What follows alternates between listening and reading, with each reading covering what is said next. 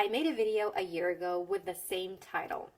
In that video, I talked about the importance of understanding context using jokes as an example.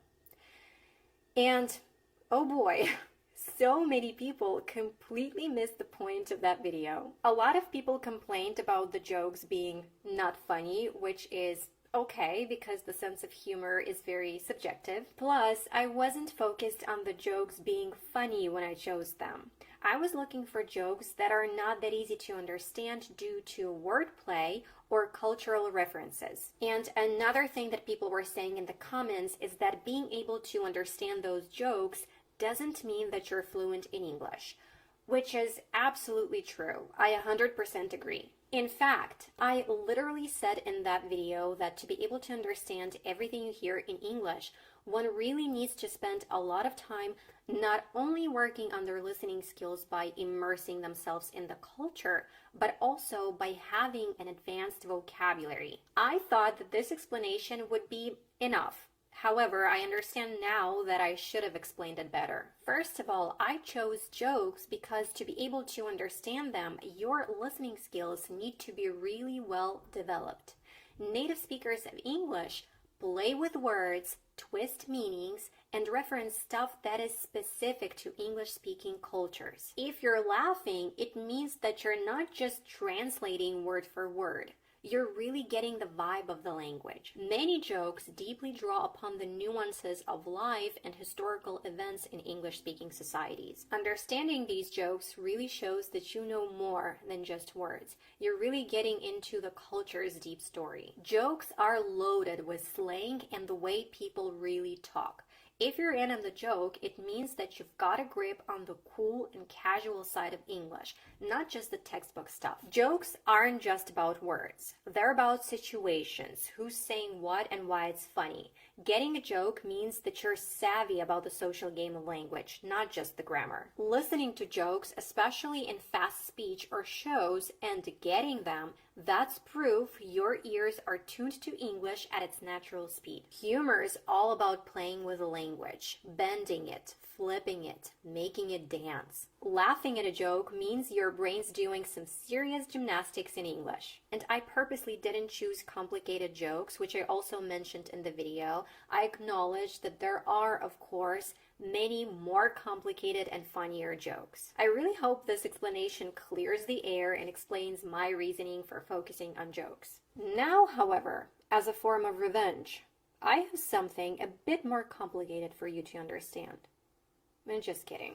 But it will test if you're savvy enough with all the previously mentioned aspects. It's not only going to test your knowledge of cultural references, casual speech, and slang, but it will also really challenge your listening skills. Ready? Are you excited? Let's do this.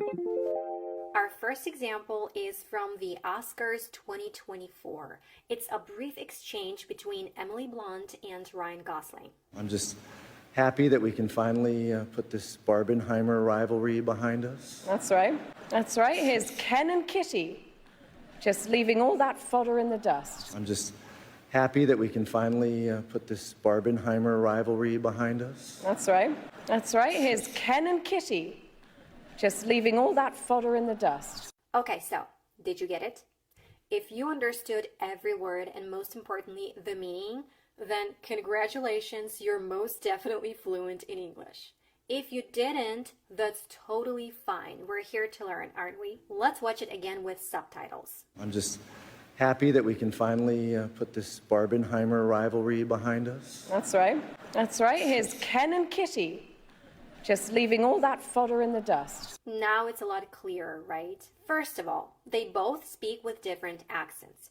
Emily Blunt speaks with a beautiful British accent and Ryan Gosling speaks with an American accent. Ryan refers to some kind of rivalry between them over the movies they were starring in. To understand this, you need to be familiar with these movies, obviously, but if you've never heard the names of these movies in English and you turn on the Oscars in English and you stumble upon this exchange, you might not have any clue about what they're saying. Okay, now, Barbenheimer is a cultural phenomenon that preceded and surrounded the simultaneous theatrical release of two films, Warner Brothers Pictures' Barbie and Universal Pictures' Oppenheimer. It's a mix of the names of both of these movies, so there you have it.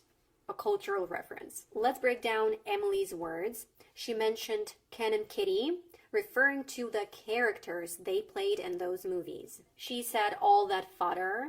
In this context, fodder likely means trivial or unimportant information, rumors, distractions, or anything that doesn't deserve serious attention. Leave in the dust. This phrase is often used to describe leaving something or someone far behind, either in a race or more figuratively, moving beyond past issues, failures, or expectations. Putting it all together, here's Ken and Kitty just leaving all that fodder in the dust means that Ken and Kitty, that are basically them, are decisively moving beyond or ignoring trivial matters, demonstrating their ability to overcome petty issues. I'm just happy that we can finally put this Barbenheimer rivalry behind us. That's right. That's right. Here's Ken and Kitty, just leaving all that fodder in the dust. Okay, let's move on to our next example from the TV show Brooklyn Nine-Nine. Someone use the drop house. The drop house.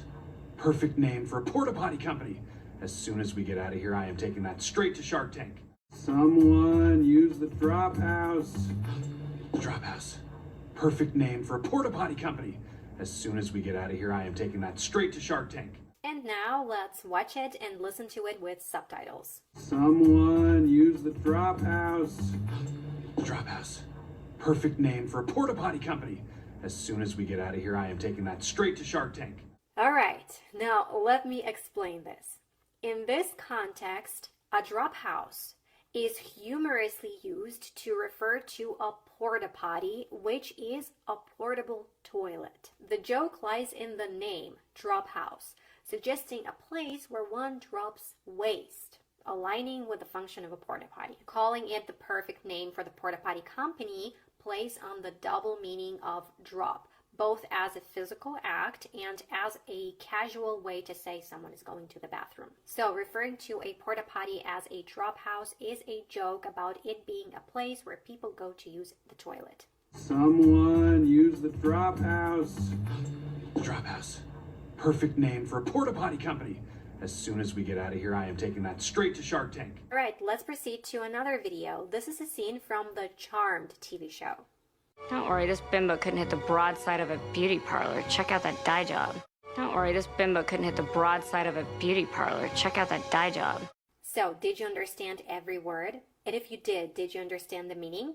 Let's watch it again with subtitles. Don't worry, this bimbo couldn't hit the broadside of a beauty parlor. Check out that dye job.